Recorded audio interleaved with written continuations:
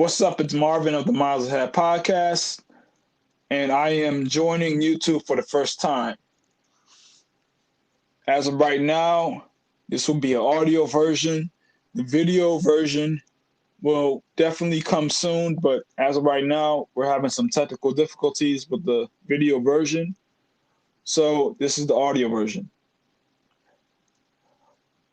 Some of you guys may have heard me from Spotify, Apple, and Google, and Anchor.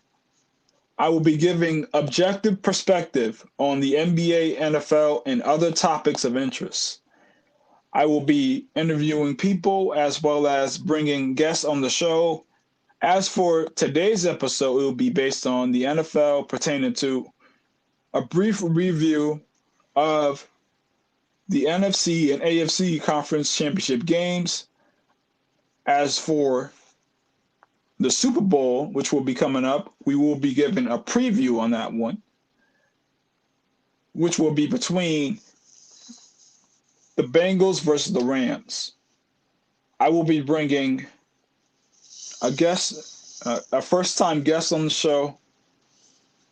Well, I mean, he's been on Anchor, but he's going to be on YouTube now. So his name is Mike from Mike in New Haven. He has his own podcast. We met in college together, and we've done quite a few episodes together. And Mike, do you have anything to say? So we could just keep things going forward. So. Well, no, thank you for having me, first and foremost. And the other thing is, when I first started bringing my podcast onto YouTube and recording my episodes to be uploaded in video format, you were the first guest. So for me to be the first guest for your YouTube channel now, it's a great thing. So it's come full circle, and I'm glad that I'm here. I'm glad you're here too, Mike. And let's move on to the first part of the NFL review games. And first, we're going to start out with the AFC Championship game side with a brief conversation about it. And we're going to give our thoughts on the game. Mike, do you want to start out with anything? Well, I just felt that the Chiefs got too cocky and that they took their foot off the gas, which was a huge problem. When they went up 21-3, they felt that they had the game in hand, and they probably didn't try to the fullest extent possible the rest of the way, thinking that it was going to be a cakewalk to the Super Bowl. And obviously in the second half, they found out otherwise. I think a key turning point was when they failed to score at the end of the first half to make it 28-3 potentially, which probably would have buried the Bengals. They missed their chance. The Bengals took advantage of the door being left slightly open, and they flipped the script in the second half. Yeah, I mean, this was a game of resiliency to me, and I definitely believe that the Bengals had just kept pushing forward despite, some issues that they were going through with the offensive line, and also the Chiefs, they were just giving away the game, So I definitely think that the Chiefs, they kind of choked it away, and that actually goes into my first question. Was it the Bengals defense or did the Chiefs choke? What do you think, Mike? I think it was a combination of both. The Bengals defense definitely tightened up in the second half, and they got key stops when they needed it. But I think it was also Patrick Mahomes just, again, not playing to the fullest extent of his capabilities. And other guys in the offense, too, Travis Kelce, Tyreek Hill. Those guys fell short of the mark as well in their performance. So, I mean, listen, especially in that last drive where the Chiefs went downfield and essentially took themselves out of the ability to score a touchdown and had to settle for a field goal because of Mahomes' poor decision-making, that was definitely a factor. But, the Bengals kept the pressure on. They bottled up the receivers quite well, I felt. So, looking at it, it's pretty even 50-50. It was a combination of both. I would lean more towards the Chiefs choking. We know that Andy Reid, sometimes he does too much window dressing on his plays, and especially towards the end of the half, he had the chance to go up and just kick the field goal instead of just trying to go for the touchdown, and that cost him as well. So that's my perspective on it, and we're going to move on to the next question. What does this loss say about Andy Reid and his coaching decisions when it came to him going for a touchdown at the half instead of a field goal? To me, I think it just says that it says that he's not technically a coach that will take you over the top. I mean, to tell you the truth, his first Super Bowl win was actually because of the greatness of Patrick Mahomes. And I mean, to be honest with you, he cost the Chiefs the last Super Bowl that they were in, and he also cost them in this AFC title game as well. So I just think that Andy Reid, he's a great offensive mastermind, but sometimes he just needs to just keep it simple. So Right. I agree. I agree. There's an old saying. It's called the KISS method. Keep it simple, stupid. yeah, exactly. And if he would have did that, they probably would have won the game. Hmm. So let's move on to the next question. Does this game say we slow down on expectations on how we view Patrick Mahomes? What do you think, Mike? No, not necessarily, because, to use a baseball comparison, the 1990s, the Atlanta Braves had Greg Maddux and John Smoltz and Tom Glavine as three elite pitchers and other elite players in their team. And the expectations were high every year because those guys were so good. The expectation was that they would at minimum get to a World Series, if not win it. And they went through that decade getting to five of them, and they only won one in 1995. So, unfortunately, it's kind of like the Kansas City Chiefs in the sense that the expectations remain high because they're so talented that you always expect them to be deep into the postseason and, in the AFC Championship game and definitely in the Super Bowl. But to this point, they're like Atlanta. They've been to, I think, this season was the fourth straight AFC Championship game. They have been now to two Super Bowls. They've only won one of them. So I don't think that it tempers the expectations on Mahomes because you saw the disappointment that everybody expressed when they lost this game. Yeah, I would agree with that for the most part, but I would say that when it comes to Patrick Mahomes, sometimes, he could get a little bit too ahead of himself. And, you saw like at the first half, he was thinking that the game was over and the Bengals were going to fold. Next thing you know, Patrick Mahomes, he's throwing a whole bunch of miscues and things of that nature. But he's a young quarterback. And I do believe that the expectations are a little bit too high. Like people like they're expecting for him to go to the Super Bowl every year. And that may not always be the case. In fact, the fact that he's even getting to the conference finals as many times as he has, or the AFC Championship title game as many times as he has, that's greatness in itself. And to tell you the truth, I mean, a lot of quarterbacks like they're not always on point when it comes to the playoffs. Not every quarterback has been extremely great in the playoffs. I mean, we could go down the gauntlet of quarterbacks who have choked at a point in time, including Joe Montana. So, you know, it's happened in the playoffs. So Right. it's not the first time, and we definitely should not hold Patrick Mahomes to some high standard. And plus, on top of that, people like Tom Brady and Joe Montana and things of that nature, like those types of quarterbacks, those are rarities. Like we're not gonna really see those types of quarterbacks again in terms of the amount of Super Bowls that they've won, and also the amount of the amount of losses that Joe Montana didn't take. He didn't lose. So, but let's move on to the next question. Does this mean that Patrick Mahomes isn't clutch?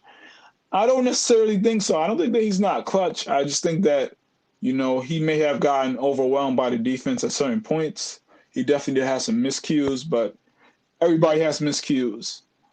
This is the game of football, so yeah. What do you think, I, Mike? I agree. No, I agree. I don't think that it means that he isn't clutch because he literally just showed that he was clutch the week before against Buffalo when there was 13 Right, seconds left on the clock.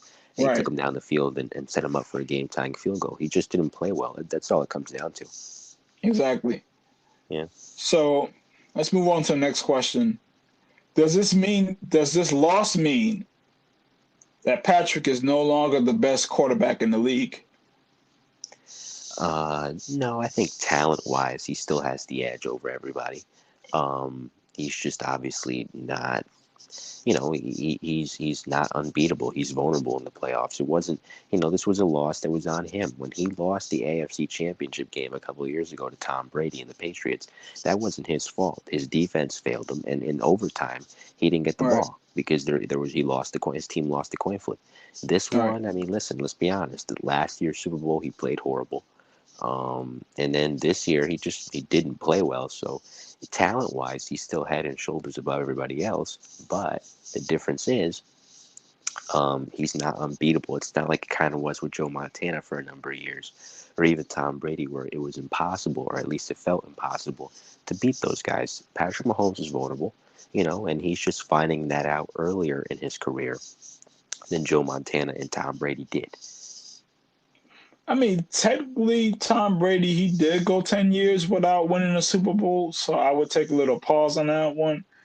I meant in terms of his career from 2001, really Oh, up yeah, until that first Super Bowl with the Giants. right. Yeah, I can see what you're saying for sure. Yeah. But I would say that in terms of Patrick Mahomes being the best talent in the league, I would agree with that. I think that he is the best talent, but as far as like sometimes making the best decisions, I think that that still remains to be seen. He still has some maturing to do when it comes to that. So I would agree with that to a degree. Let's move on to the next question.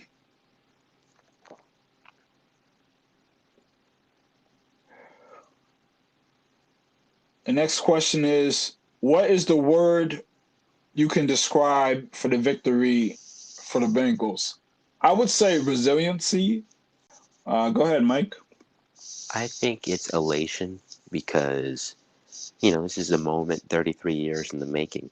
It had been such a long time since they'd been in a position like this. Remember, the entire decade of the 90s, they were atrocious. They were Right. an embarrassment to football, an embarrassment to the state of Ohio, certainly an embarrassment to Cincinnati. They were Right. in the playoffs constantly with Carson Palmer, and they couldn't get the job done. They lost a lot of tough playoff games. And they were in the playoffs a lot of years with Andy Dalton, Yeah, and Andy same Dalton. thing. Yeah. And they couldn't win the big one. So it's elation that it took them a few years. They were quite bad for a while, but they finally bounced back, and they got to this point. And it's not just to get to that point, but it's to win. When everybody felt that you had a great run, but they were writing you off, it's elation. Of course, it would be euphoria if they won, but just to get there, given everything that's happened to that fan base in the last 33 years, it's elation. Yeah. Yeah. That's definitely a good word. People, they definitely did write them off against the Titans. I definitely didn't think that they were gonna win, especially after taking nine sacks. I mean, that's crazy in itself. And then they win the next game as well. So um, they're definitely on the rise as of right now. Right. Is Jamar Chase already a top five receiver in the league? It's an interesting question because who's ahead of him? Well, Tyreek Hill's up there. Devontae Adams is up there. Cooper Cup is definitely up there. So those are Yeah, three for off there. sure. I'm not putting them in a particular order. I'm just saying those would comprise the top five. So you have those three. Number four, I don't know. It's hard for me to think about who else would fill that vacuum. When you look at receivers that are putting up prime, I mean Debo Samuel, he had a great year this year, and I guess Chase He's would kind be of a it. hybrid. Yeah. Debo Samuel's a bit of a hybrid, but he's done a great job. And I guess Jamar Chase would be it because I really can't. Antonio Brown was having a pretty good year, to be fair, Right. before he went AWOL on the Buccaneers. So maybe he might be five. But in terms of consistency, in terms of production, and in terms of importance to the team, if Jamar Chase goes down, can the Bengals still continue? Yeah, because as long as you have Joe Burrow there, he'll be fine. But at the same time, the offense is not as potent if he's not in it. So I think it would be fair at this stage in the game to slot him in the top five. And if he continues to produce at this level, yeah, absolutely, he deserves to be in the top five. Yeah, I would say that he's top five. He's extremely explosive and quick, and he makes big time plays. So I definitely would not deny that. And he's only a rookie, so I mean that's the thing that even makes it even more of a problem as well. So yeah, I would definitely say that he's top five, especially in the playoffs as of right now. I mean, he might be top three. Right. So next question: will the AFC now be owned by the Bengals from now on, or the Um, AFC? I mean the AFC North. The AFC North be owned by the Bengals as of right now, or will the other teams have something to say about it? well, it remains to be seen what the Steelers do at quarterback now that Big Ben's retired. Um, I think the Ravens, if they get a healthy season out of Lamar Jackson, are certainly in the conversation because they started off hot, but then Lamar got hurt and he got sick. The Browns, Baker Mayfield regressed significantly this year. I know he just had two surgeries, I think on both of his shoulders. He was playing with essentially no shoulders this year because he was great the year before. He won a playoff game and he went toe to toe with Patrick Mahomes and the Chiefs in the divisional round. So Baker Mayfield, he did his thing last year. So if you get a healthy season out of Baker next year, now that he's had the two surgeries or the surgery on both shoulders, I should say, to fix whatever was going on, um, it's difficult to say. Football's funny. A year ago, the Bengals were a bottom of the barrel team. Joe Burrow got hurt. A lot of people picked them to finish last this year, and look at where they are right now. So it's hard to say what things will look like a year from now. I think I would have to disagree. I think the Steelers, like, they've proven to be, just a team that's always going to go out in like the first round, or not they've had winning seasons in the regular season, but they have not really like dominated the AFC North, um, as of recently. And then also the Ravens.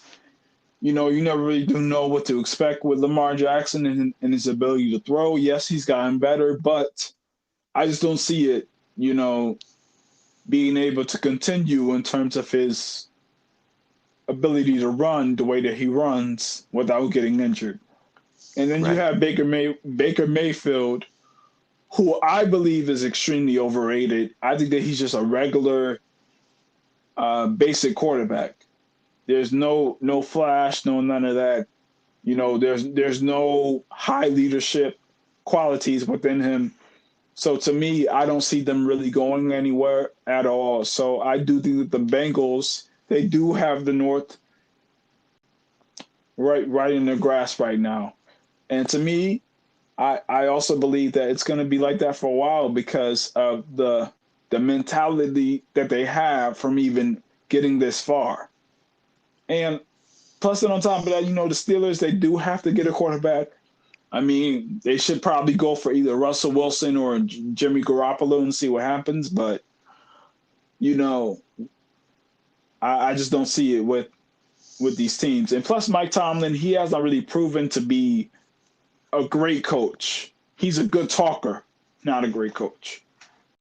And that's it on this review for the AFC Championship game. Now let's transition to the NFC Championship game review, which was between the 49ers versus the Rams. So let's give our thoughts. My thoughts were it was a good game. I thought that the defense definitely dominated. I thought that Matthew Stafford, He definitely did throw a couple touchdowns, and he proved that he was here to stay as a good quarterback as of right now. It remains to be seen what they will do. The 49ers, they definitely did give a good effort, but they lost due to injury and also Kyle Shanahan's bad coaching. So, but what did you think, Mike? Yeah, I mean, well, Jimmy Garoppolo, he's a quarterback that essentially is like a modern day, slightly better version of Trent Dilfer in that he won't hurt you too much a quarterback, but he won't really help you either. You have to have really good pieces around him, and you'll be fine for the most part. But obviously, in big games like that, he's relatively overmatched. I mean, you kind of saw it. And the thing about Trent Dilfer too, or was that at least he wouldn't turn the ball over a lot. Jimmy Garoppolo, he does, because I was going to say you kind of saw it in the Cowboy game. He threw an ill-timed interception in that game. And then he threw an ill-timed interception in the Packer game, and then he threw an ill-timed interception in this game, which ended the game and ended their season. So, when you look at Jimmy Garoppolo versus Matthew Stafford, it would have been a disappointment if Matthew Stafford didn't win this game. And I didn't think Garoppolo played horrible. But obviously, long term, he's not going to remind anybody of, not even Joe Montana, he's not going to remind anybody of freaking Steve Young or Jeff Garcia at quarterback. So, as you look at him, I look at a man who, like you said earlier about the AFC, might very well be playing for the Steelers next year. It might be quarterback for anybody else, but it's not going to be the San Francisco 49ers. Yeah, and that goes into my next question. Should the 49ers be done with Jimmy Garoppolo? I think they probably will be. I think they probably will be done with him, but who will they replace with him? They That's the got real Trey question. I Lance. mean, yeah, they do have Trey Lance, but he's very young, and I don't really see him being able to do the same type of things that some of the other young quarterbacks are doing right now. He may not be as good as some of the other young quarterbacks, and their record with Jimmy Garoppolo was great, but without them, they were terrible. Without them, they were terrible. So you never know what you might get from this situation. Just inserting Trey Lance like that, but we'll Right. see. No, for sure. So the next question is: did Jimmy Garoppolo have a bad game, or was it Kyle Shanahan's fault that they lost? I think it's a mixture of both.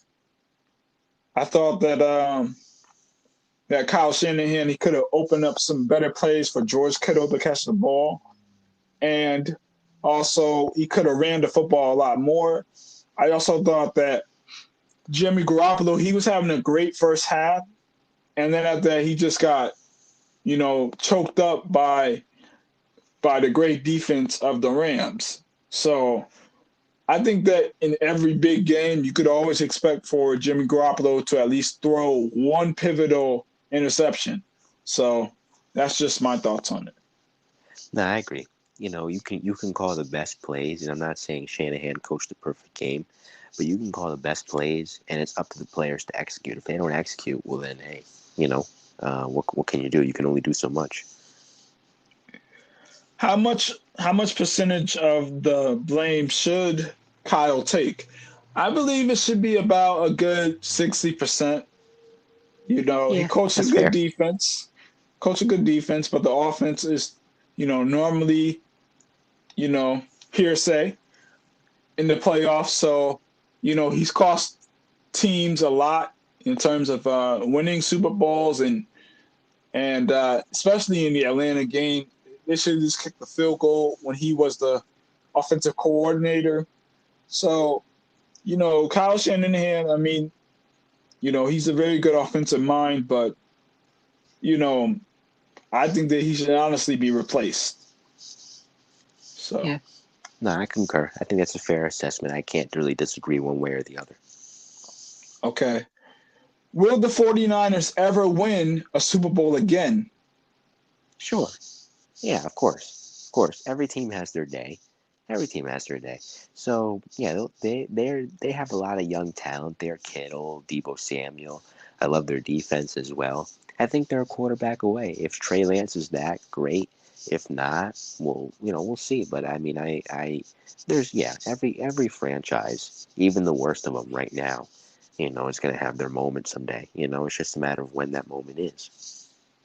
I think it's possible, but I would say that I would say it's extremely slim because of their division Hmm. and also because of how hard their conference is in general. So I would say that it's going to be extremely slim. Hmm. So for the next question is, who was the MVP of this game, Stafford or Donald? I would probably go with Donald. Hmm. He really did make the defense, rally behind making the troops as a leader be more stronger in their approach. So I really do believe that he was a big part of the defense, and he definitely was very important with their comeback because they were down at one point. So I would say the MVP of this game was definitely Aaron Donald for sure. Yeah, no, that's fair. You need every great defense has their anchor.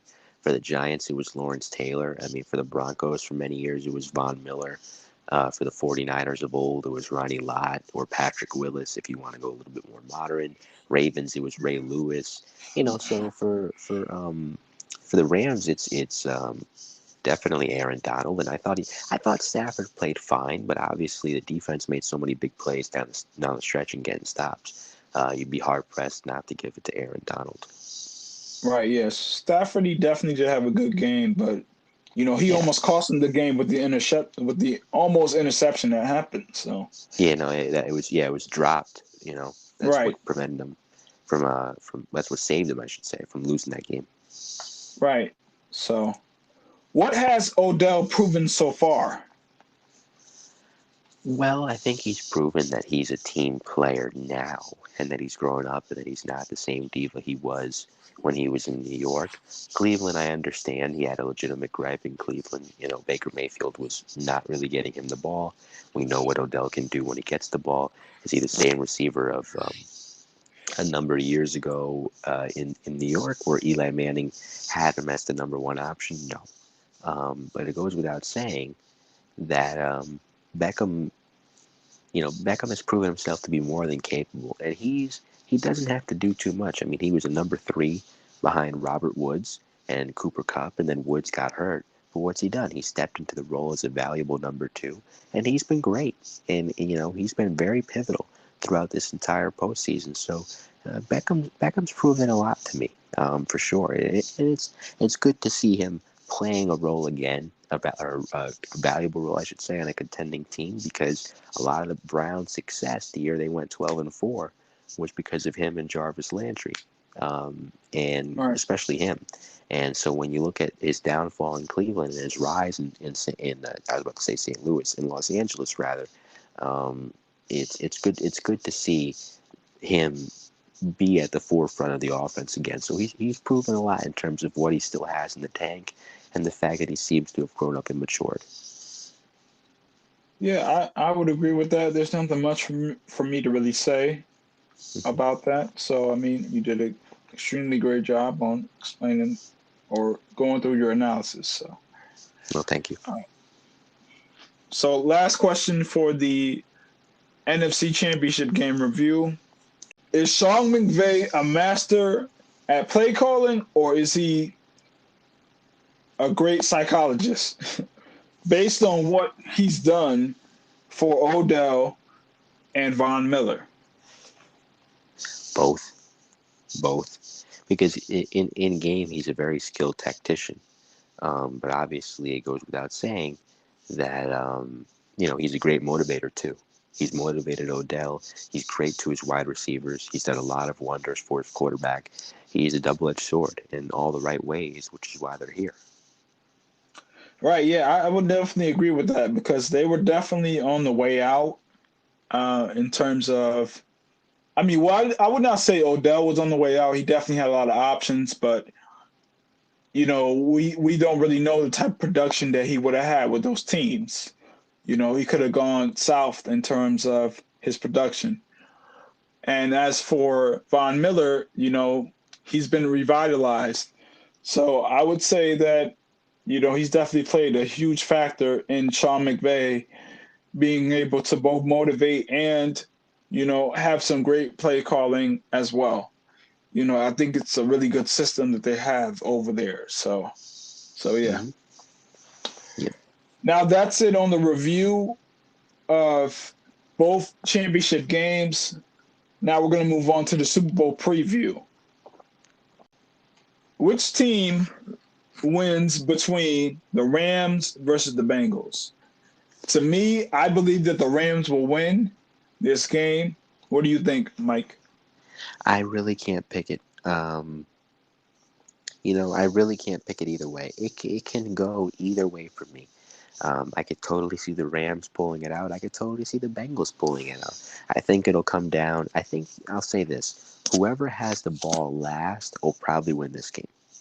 Mm-hmm. Okay, but you have to pick a winner. You got to lean towards somebody. I will say, all right. So I'll go this. I think it'll be Rams 27, Bengals 24.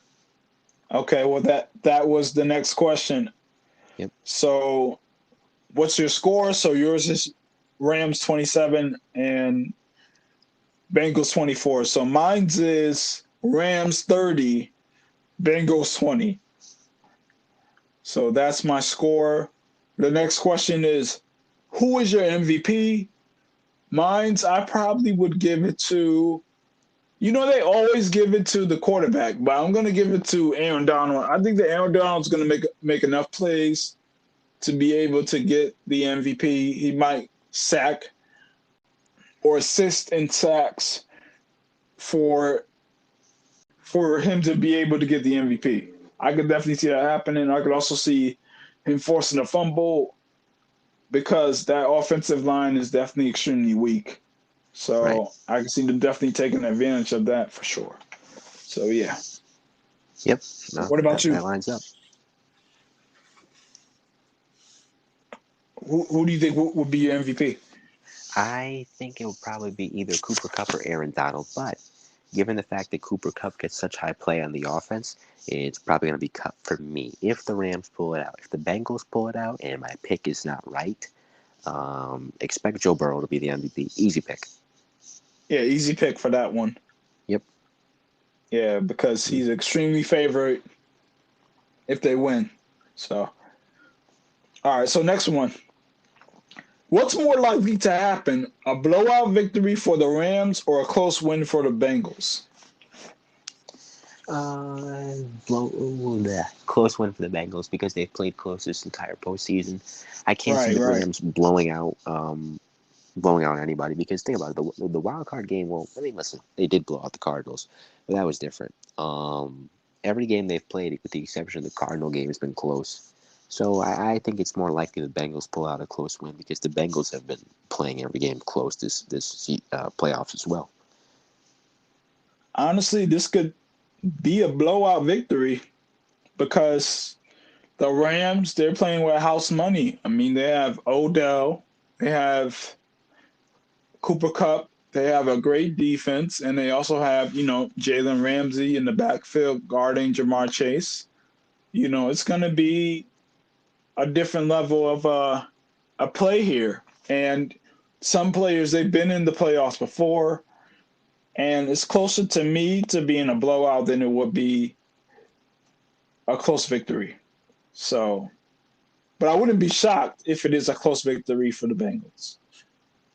No, for So sure. for the I agree. next question,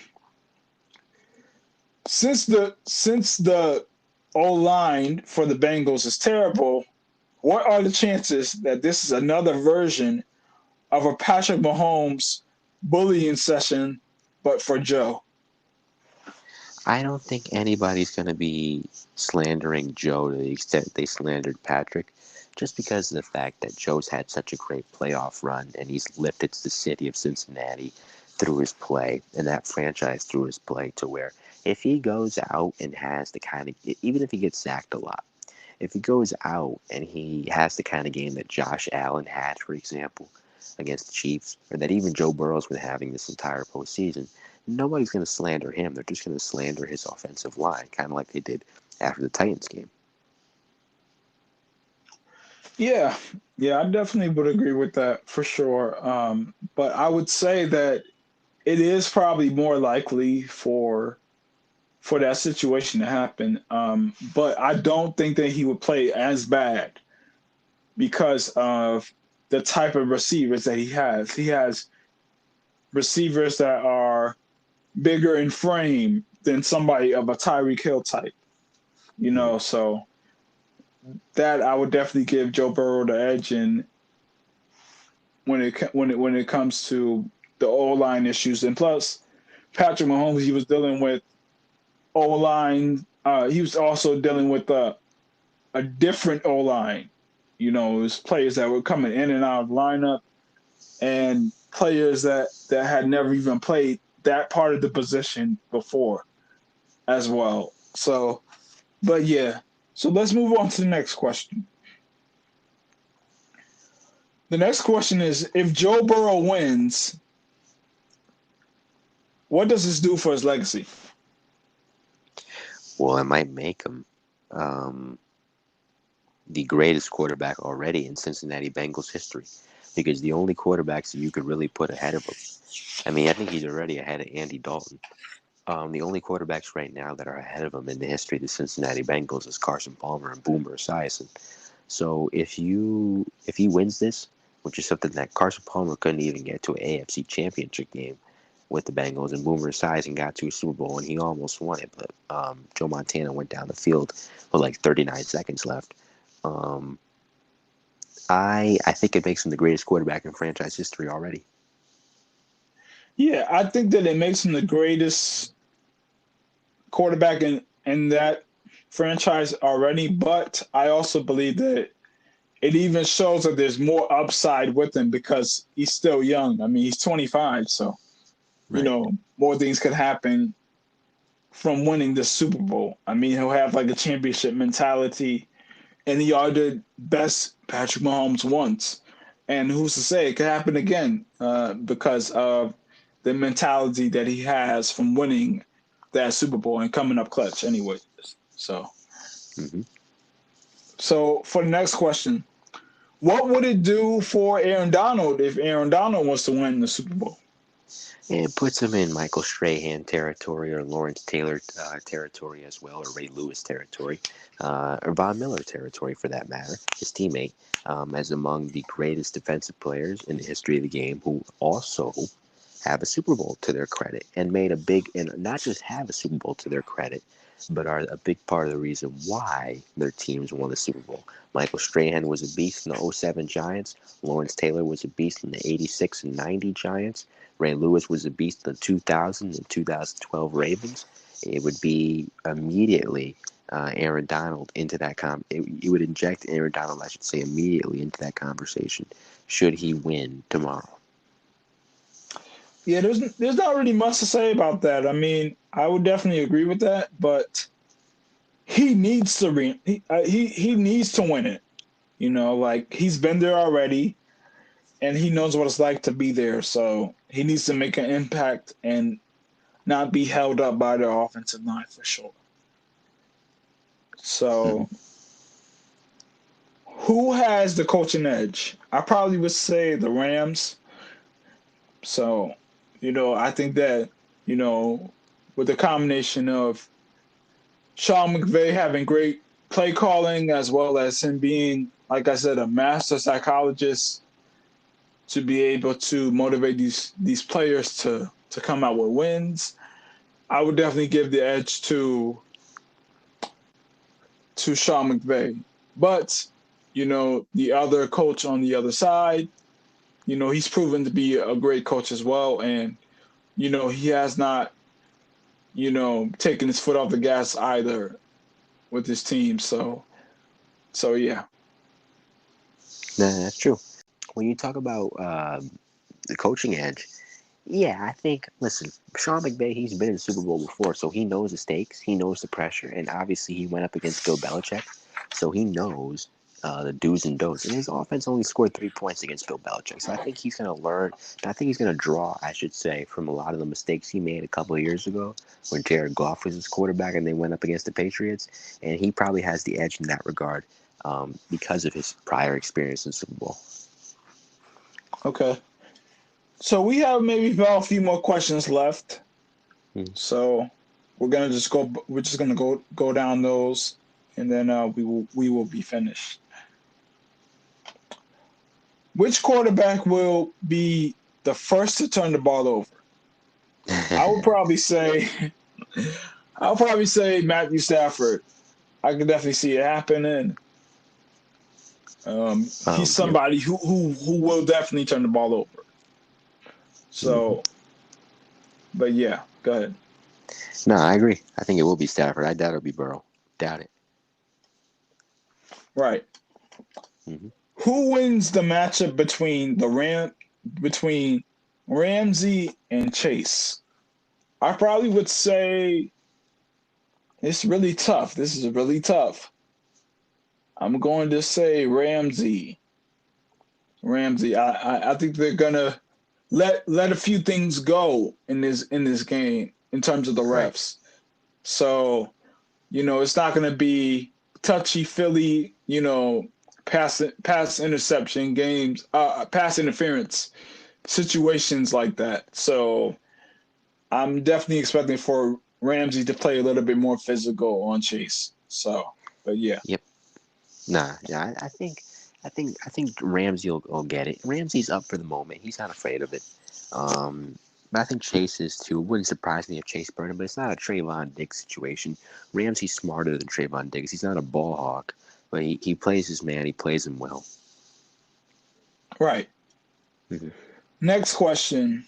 Who will be the bigger X factor, Higgins or Odell?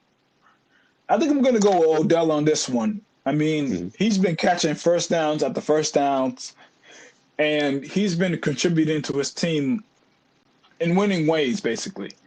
Right. He hasn't given up, and he's been showing that that he's here for the moment, which is great for that team. So yeah. Yeah, there you go. Yeah, I think it'll be Odell too. I think he'll be targeted a lot, so it'll be curious to see how the Bengals scheme against him. Right. Definitely. Yeah. Since that, I'm expecting for Cooper Kupp to be double teamed anyway. So. Right. If Matthew Stafford wins, what does this say about the Lions? What doesn't it say?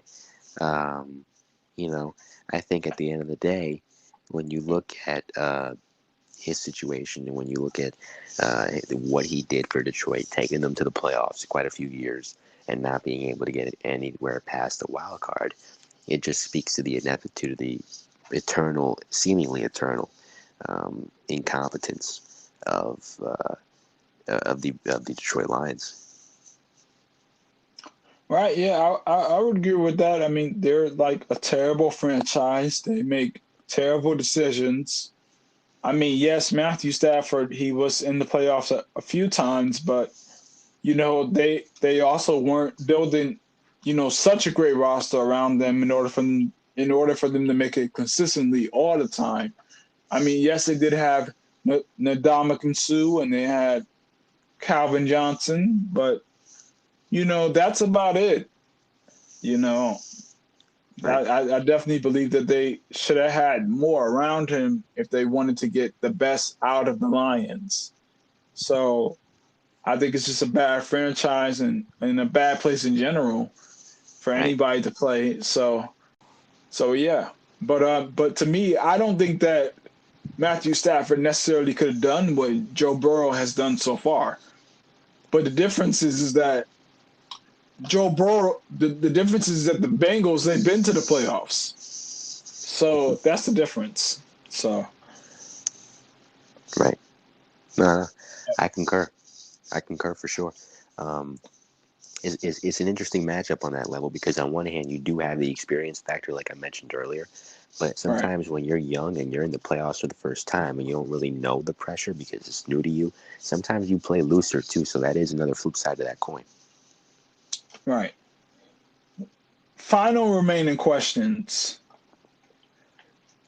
Can Joe Burrow do something like this again? As long as he stays healthy, anything's possible. Just health has to be on his side. I really don't think so. I don't think that he could. I don't think that he could win this way again. Not this Hmm. way. I think that they might need to put, some better talent around him in terms of the offensive line and a slightly better defense. To me, Hmm. like this,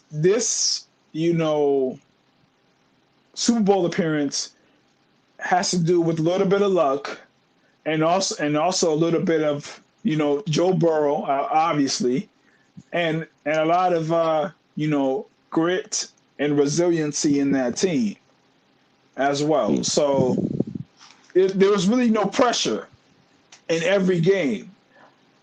Now, from now on, there's going to be pressure in every game that they play in. So they're going to have to be going up against the Patrick Mahomes, the Lamar Jacksons. If Lamar Jackson improves even more, the Justin Herberts, of the world or whatever, and it's going to be a much more difficult time in that conference because the talent is so vast in terms of how good everybody is. And plus, I'm hearing that Aaron Rodgers might come down to the Broncos and play. So I'm not so sure how things will really go going forward. Do I believe that Joe Burrow can get back to another Super Bowl? Yes, I do believe it. But will it happen like the next season? No. Right. That's just my thoughts on it. But yeah. No, it's And plus understandable. you have the guy from the Bills, Josh Allen. He's a Yep. problem too. So yeah. Right, Yeah, for yeah. sure. It's a wide open conference for going forward. But as long as, again, I think as long as health is on his side, he will always have the opportunity to do this again. Yeah, I'm just talking about the way they got to the Super Bowl. Right. No, yeah, That's what I'm that talking that'll about. Yeah. yeah, no, Yeah. it's always gonna be a gauntlet. It's always gonna be a gauntlet. But it's a Right. gauntlet that I think he's more than capable of handling should it happen again.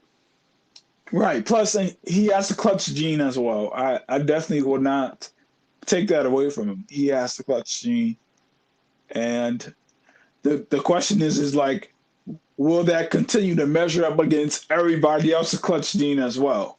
I mean, Hmm. Patrick Mahomes, Josh Allen, these people are extremely clutch when it comes to playoff games as well. So, can he keep it up? You know, Right. That's the you know, question. will, That is the key. and I mean, like, will Joe Burrow have a bad moment in the playoffs? We don't know yet. But as of right now, he's been remaining perfect. So let's go Yeah. to the final question: can the Rams come back to the Super Bowl?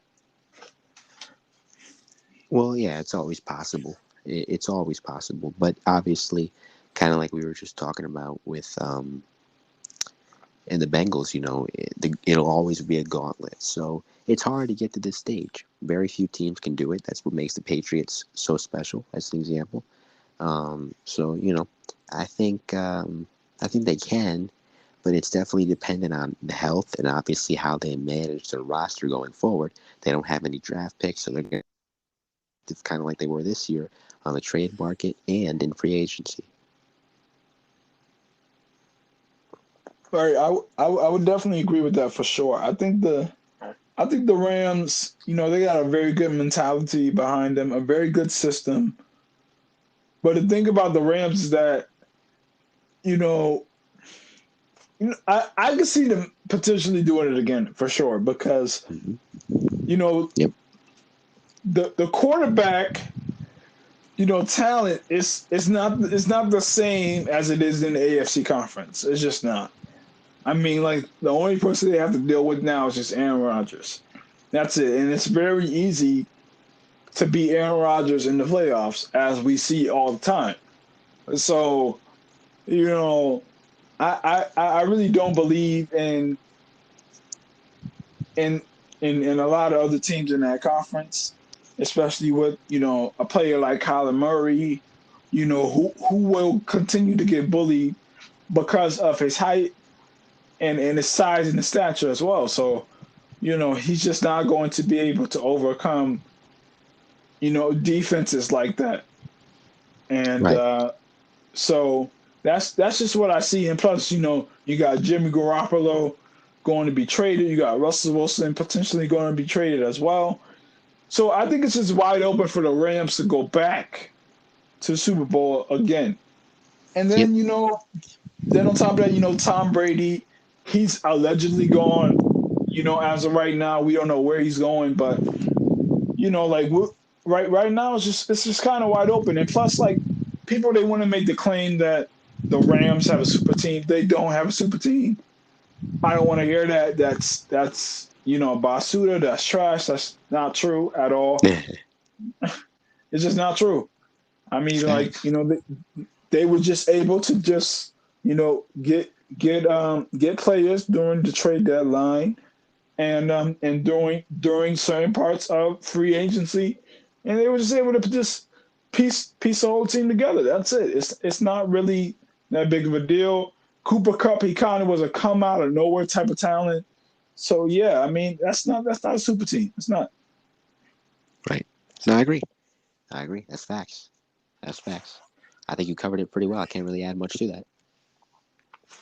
And that's it on the Miles Ahead podcast.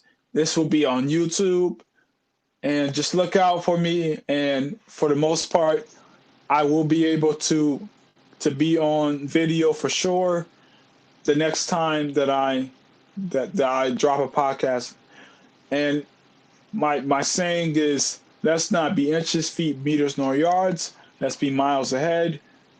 And I'm definitely appreciative of Mike coming on the show. We always have great content together, and we will continue to have great content together. And I definitely would like for him to come on again, and I can definitely see us doing more work together as well. So thanks, Mike. Absolutely. And if you have any closing remarks, you can go ahead and say whatever you have to say. No, I just wanted to say thank you for bringing me on, and I hope the Super Bowl is a great game. For sure. I definitely hope it's a great game as well. And hopefully our predictions are right. For sure. Absolutely. I hope so. For our sake, I Yep. hope so. All right. Well, I will see you guys later. So.